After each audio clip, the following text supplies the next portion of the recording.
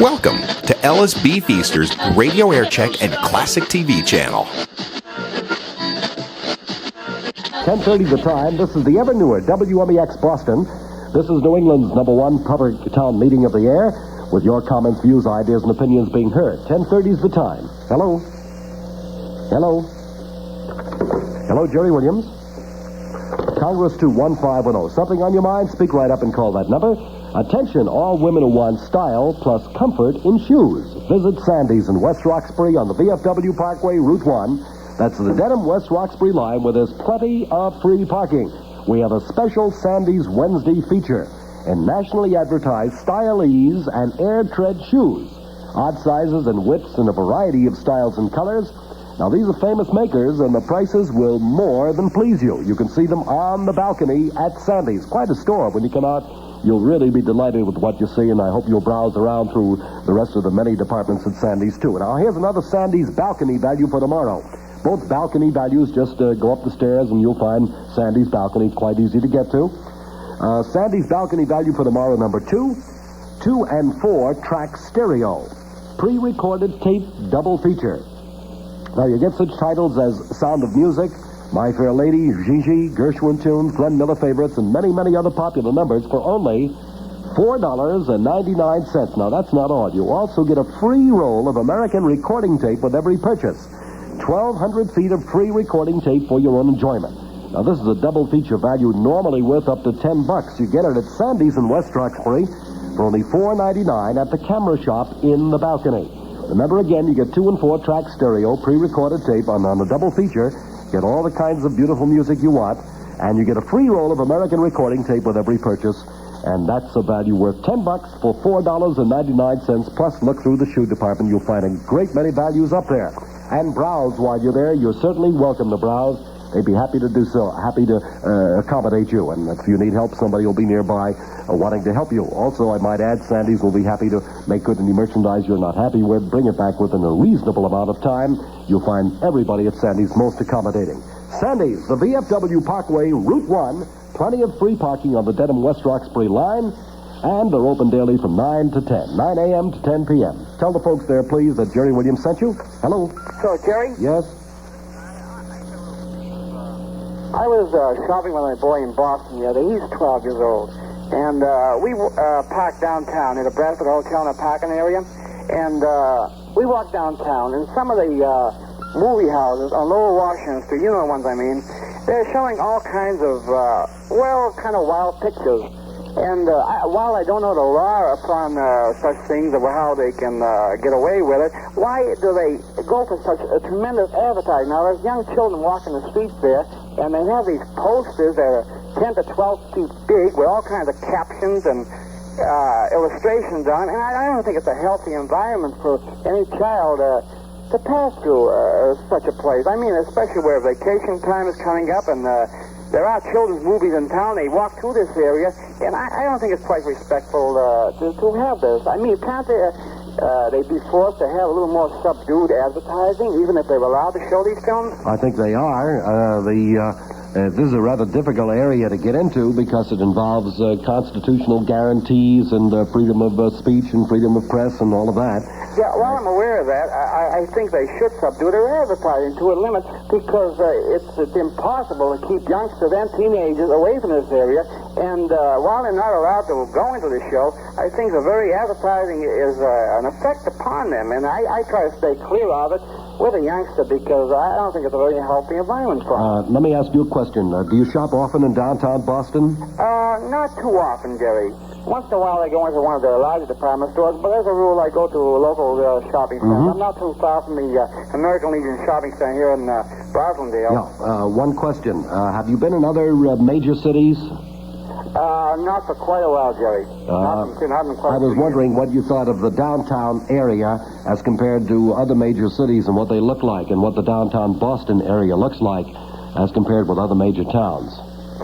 Well, the last time I was out of town, I was in Hartford, and it was a lot, well, I wouldn't say cleaner, but the very, maybe it was just because it was a visit, but the very aspect of being in another place, it struck me as being someplace pleasant to be in. Mm-hmm. Clean looking. With Dorchester, I beg your pardon, Well, downtown Boston seems to be in a decrepit mood. I don't know, it just isn't like it used to be. Let's put it that way. Well, you voiced my sentiments exactly. I think that when people come to Boston from another city, as I did over 4 years ago, they get the same impression about the downtown area that's rather black and You feel blue-mooded. unhappy just walking down Tremont Yeah, it's Street. an unhappy street, and I think the street could be a happy-looking street. It would take a little spit and polish. Oh, yes. And maybe that area from Essex Street down over to Nealon Street could be spruced up a little bit, if you know what I mean. Oh, yes, it could be. And that whole area could be a really beautiful area if the merchants downtown were to get together and try to inveigle each one of the merchants who belong to the Chamber or the Retail Trade Board to do something about the downtown area and make it look a little happier. Well, it could stand a good scrubbing. I'll say that much for it. That's for sure. Yeah. Okay, thank you for the call, too. Congress 21510. Jerry Williams on the new WMEX Boston Color Radio, Channel 1510. Congress 21510. The number, if something on your mind, speak up. Hello? Yes, sir.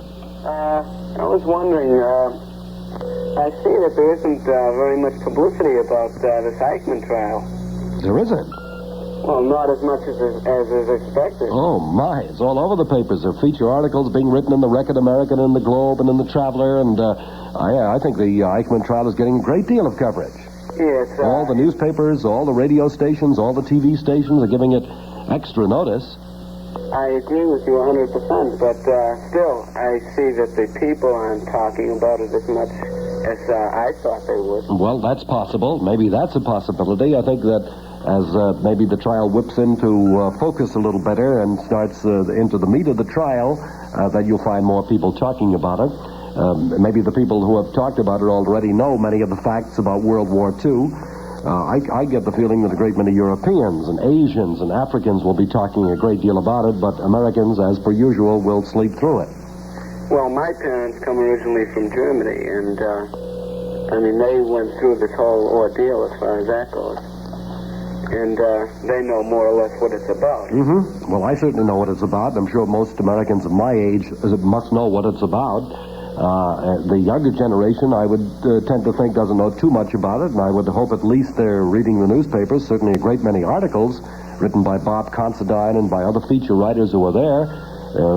More press handling of this trial in Jerusalem than any trial of recent vintage. It certainly is a symbolic trial, something that I think people should be interested in. I'm not interested necessarily in the various atrocities which I've heard time and time again, and the more you repeat it, I'm sure the more fantastic it seems that this happened in our time, but it did happen, and I hope people will pay attention. Maybe there's not much to say because the man's guilt probably is not at stake here. If this was a controversy between whether or not he's guilty, maybe you'd find a great many people talking about it, but it's not a controversy as to whether he's guilty. Most people have already judged him as guilty. Well, this I realize because most people have the mind to say that it was his responsibility, which, some people have the right to say because of their experiences in Germany and other parts around there. Well, what you'll find at the trial now will be a lot of legal hair splitting about whether or not it's in their jurisprudence and whether or not he was abducted legally or illegally. These are all the technicalities that will be presented by the defense attorney. He has a right to present these tactics and these ideas. This is what happens in many criminal cases. But I think when it comes right down to it, that Mr. Eichmann will be judged guilty. As to what kind of punishment he will get, I can't predict it. Well, you see, now I lost my grandparents in this whole tragedy at that time, and I lost quite a few of my relatives, and that's why I'm very interested in this whole trial. Mm-hmm. I am too. I've been reading all of the articles, at least to keep pace with what is happening, and to know what's going on. As again, I get the feeling that maybe the interest wanes because of the fact that nobody seems to have any doubt of his guilt. Well, that's true also, but it seems to me that it isn't so much him, but it was that he was taking orders from higher up. Mm-hmm. And, we can't put the whole blame on him, but then again, he still gets a considerable amount of it. Do you live in Boston, sir? Yes, I live in Malden. In Malden. Is Malden, did you say? Yes. In Malden. Would you give me an opinion as a Maldenite as to the toll road business? Do you think it's good that it's gone down the drain, the bankers wouldn't support it, or do you think it's a bad thing?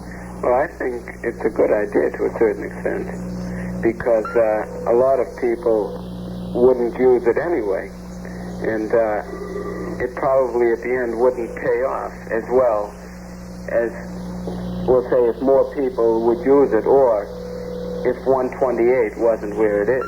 Well, all right. Thank you very much for your opinions. Congress 21510. Hello. Congress 21510. Congratulations from the new WMEX to Mrs. Thomas Ryan of 3 Capitol Street, West Roxbury. Mrs. Ryan is $92 richer today. She answered today's WMEX phrase that pays. And WMEX paid her $92 house payment. Now, tomorrow morning between 7 and 10 on the Fenway Show, listen for another WMEX phrase that pays in the Big Barrel of Fun contest. Just keep your ears glued to the Big X.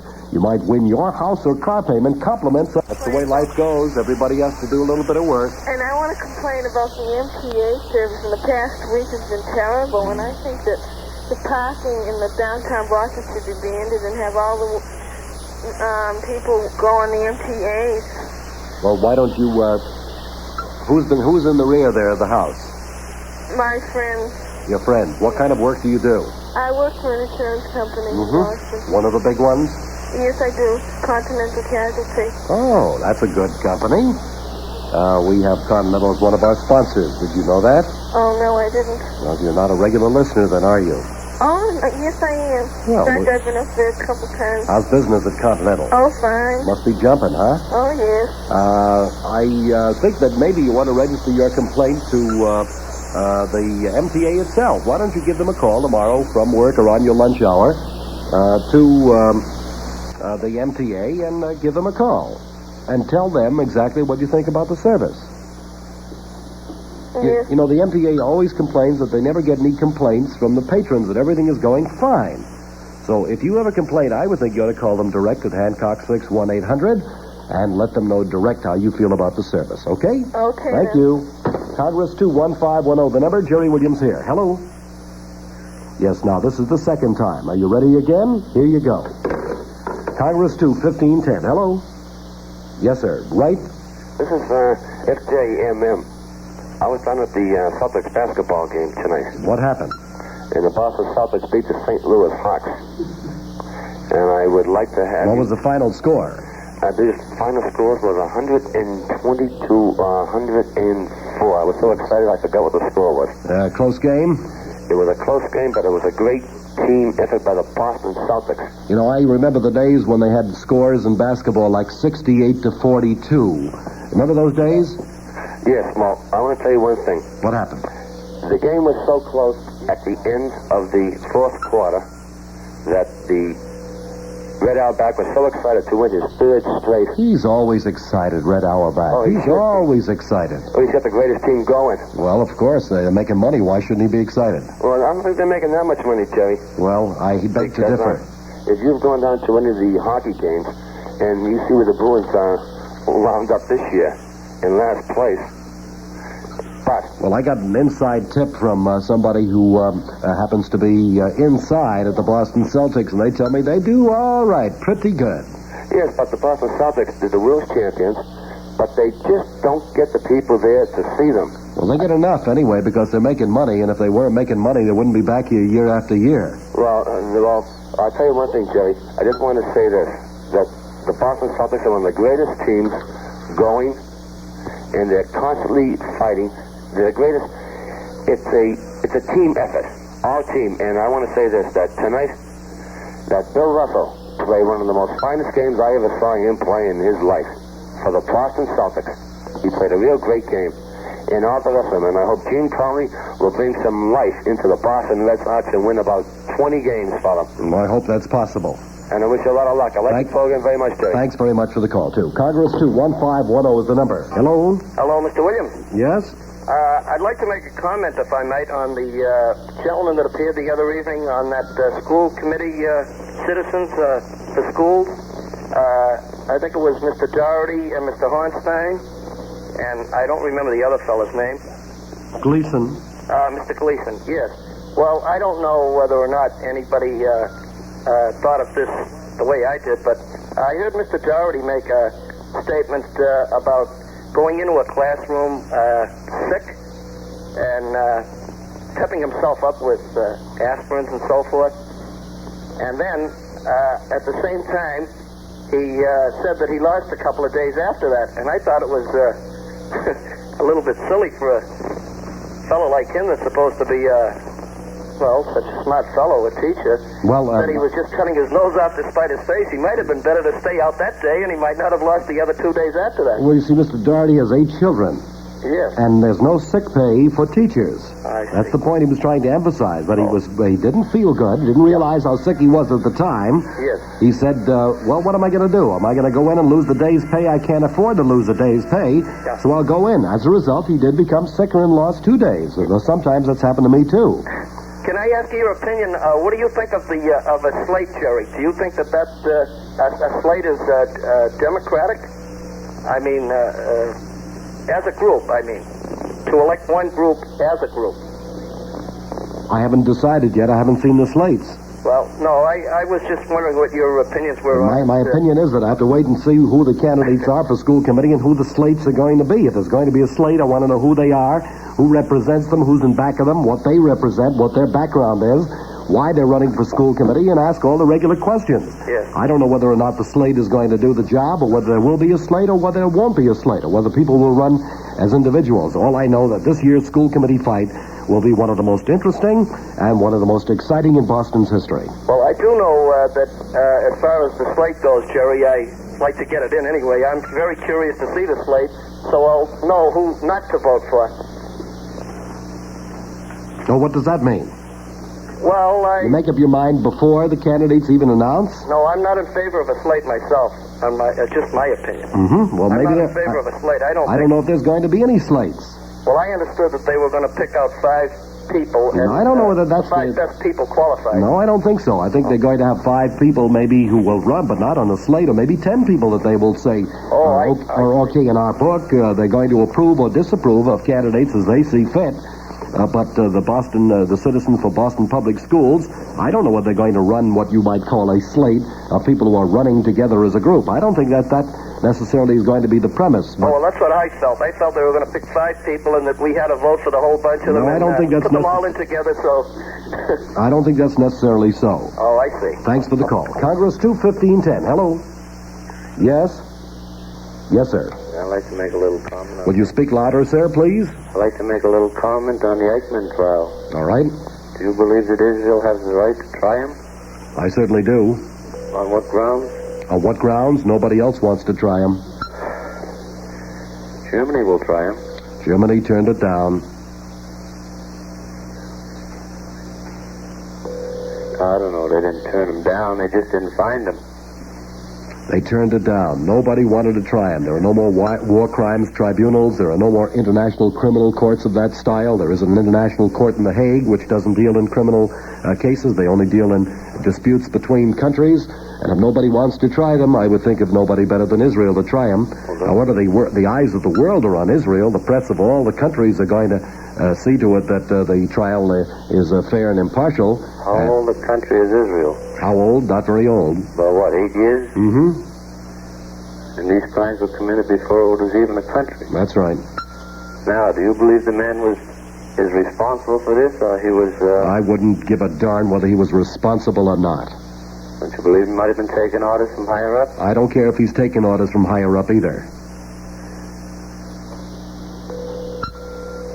Okay, thank you. Hello. Yeah. Have you been to Park Street by Subway or Washington Street recently? Oh, yes. And have you seen the Pretzel Man? The pretzel man? Yeah? No. You haven't? No. It's the soft pretzels? Right. I was waiting for a streetcar at Park Street the other night and waiting for a Beacon streetcar, and about 4 Lake Streets came along, and all of a sudden the starter announced that the Beacon Street train will be coming on the inside track. But I couldn't hear him because there was a fellow yelling, "Hot pretzels, come and get them while they're hot. You'll like them. They're good. The children like them. They like them out of town. Uh-huh. Try them once and you'll come back." This is what we get in Park Street subway now. Dispatcher.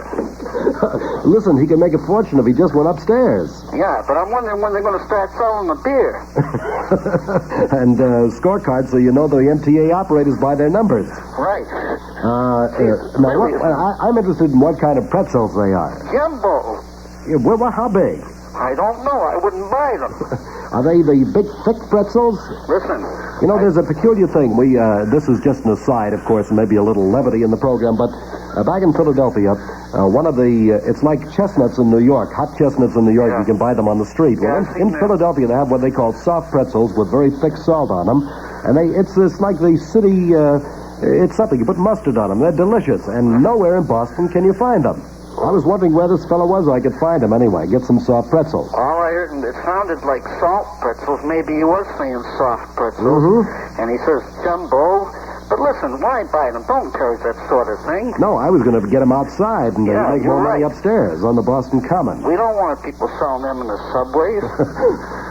And number two, look, if you were planning something at home, a new piazza or fixing a ceiling or something, or anything at home, the first thing you would think about is it necessary? And then you would think, what is the cost, wouldn't you? The cost, wouldn't that... Sure, that's the determining factor whether I'm going to go ahead, yeah. Now, how much money has been spent on conferences, on all these get-togethers on this highway? I'm sure it ranges up in the hundreds of thousands of dollars. And they didn't even consider the cost and how they could finance it. And now, after all of this expense, they find that they can't finance it. All right, now that we're talking about it, let's really talk about it, and let's not pull any punches, because the punches belong where they belong at the moment. Right. Now, here for the last 6 or 7 weeks, we're brainwashed by all the newspapers saying what a great thing this is. Right. That Prudential must have the toll road. Prudential makes a statement, on the other hand, that they don't need the toll road, and their building has nothing to do with the toll road. They make contradictory statements. Certainly. And all the civic leaders, including the governor and the Chamber of Commerce and the mayors and the urban renewal people and the planning engineers and the city planners, knew. They knew. I'm telling you a fact. They knew that the toll road extension into the city of Boston, into Copley Square, was a wrong move. Engineering-wise, money-wise, this was a wrong move. Yet, over the last 6 weeks, have you heard one word of protest from anybody except former State Senator Dan Rustin, a few people I had here on the program, Howard Whitmore of Newton, the former mayor, That's right. Representative Ansel, Representative Mary Newman, and a few engineers, transportation engineers over at MIT. Those were the people, and believe me, there were some groups formed around the city. We had 600 people at the Faneuil Hall meeting with the former state senator and other people who were appearing there. There was Dwight Strong, who was very active, and Mrs. Boardman, who was very active. All of these people were active, just people, and they tried to get businessmen of stature interested in this problem. They all said, and I'm giving you a fact now, they all said, yes, we know it's a wrong thing, but you're fighting a losing battle, and we don't want to be affiliated with it. So there was a strange silence, and everybody said the same thing to me. What are you talking about it for? It's a losing battle. You're going down the drain. And I think former State Senator Rustin went to Washington, spent his own money, spoke to a few people down there relative to this, was working on it for the past 6 or 7 weeks. And now, the hypocrisy, and boy, that burns me. You know, if we could tax hypocrites in this city, we'd have a lot of money. And I just want you to hear what the boys are saying now. Now the Chamber of Commerce speaks out. Now the mayor of Boston speaks out. Now the governor says we can go back to our original proposal. And during the 6 or 7 weeks when this battle was being fought, the governor of the Commonwealth, when asked to comment about former State Senator Rustin's position, said, I quote, ridiculous. And now he's saying, okay, now we can go back to my original proposal for a freeway. Let me just say this. This freeway was planned with the Master Highway Plan back years ago. The Chamber of Commerce has been pushing this plan. The original plan is for a freeway to come into the city to the inner belt and from there discharge the cars into the inner belt or to rapid transit waiting there. That's right. With access roads into the Prudential. That's right. But none of the hypocrites spoke up. Not one of them. There was a deadly silence while Mr. Callahan was bulldozing his way into the city of Boston. Not one person spoke up of any great stature in the community. And I call them hypocrites. I don't know what the answer is. There's no coordination. I just don't know. I mean, as I say, when you plan something privately, you consider these other things first. But the way these people have been proceeding certainly is no credit to them. Not at all. Well, here's the statement from the Greater Boston Chamber of Commerce. They indicated last night it had some strong ideas as to the type of road that should be built to the west and that it might unveil them today. The Chamber a few years ago was a strong foe of a toll road and an articulate advocate of a freeway to an inner belt. Where was the Chamber of Commerce during the last 6 to 8 weeks? I asked them. The mayor of Boston made a statement. Mayor Collins of Boston. I'm trying to find the exact statement here so I won't misquote him, and he'll then complain that I misquoted him. Mayor Collins said the development meant the city would have to take a new look at the situation. I would urge that we press for an early determination. Mayor Collins said he could see no reason why the turn of events with respect to the toll road should jeopardize Prudential Center, but he said it would certainly call for an early determination as to whether a road was to cross the center, meaning in effect that 6 weeks ago, the position on a freeway was just as legitimate as the position for a toll road, but nobody spoke out. Nobody spoke out. And incidentally, Mr. Callahan said it would take 10 more years to get a freeway. Mr. Volpe says today at his press conference that there's $200 million in federal money available. I'm telling you, and the only public media was the radio and the television that spoke out on this. To some extent, WEEI, to some extent, WBC, and to a great extent right here on this program. I guess the answer is politics. It's about what it amounts to. It's just I was making up my income tax form today, talking with an Internal Revenue man, and he said, well, you know, he said all taxes result from political... they have a political origin. It's after all, a man isn't going to put through a tax that's going to do him bad politically. Which is... well, this really hurts me because I thought I was doing my public job and uttering my public responsibility, but I was being called a crackpot and fighting a losing cause along with the other people who were fighting it. But here it comes. The bankers have no confidence in it. It'll go down the drain. There'll be a last-ditch effort to raise the interest rates to make the bonds even more attractive to those bankers. And a last-ditch effort to get the toll road going. Now, why? Why, when the freeway is just as accessible? Why? It's I don't know. It's difficult for an average citizen to understand. It really is. Well, all right, Jerry. Thanks a lot. Thank you for the call. Congress 21510. Be back in a moment.